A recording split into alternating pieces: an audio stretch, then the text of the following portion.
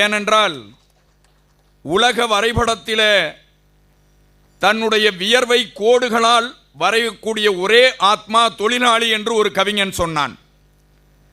கல்லாய் கிடந்த பூமி பந்தை கூட கருத்தரிக்க வைத்து உருத்தரிக்க செய்பவன் தொழிலாளி.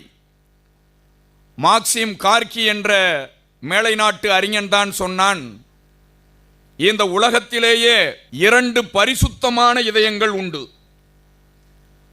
ஒன்று உழவன், இன்னொருவன் தொழிலாளி என்று மாக்சிம் கார்கி படம் பிடித்தான். அதனால்தான் விவேகானந்தர் இந்தியாவை பார்த்து என்ன சொன்னார் தெரியுமா? இந்தியாவிலே இருக்கிற அரண்மனைகள், உயர்ந்து செறிந்திருக்கக்கூடிய கட்டடங்கள், இவை எல்லாவற்றையும் பார்த்து நான் அதிசயிக்கவில்லை.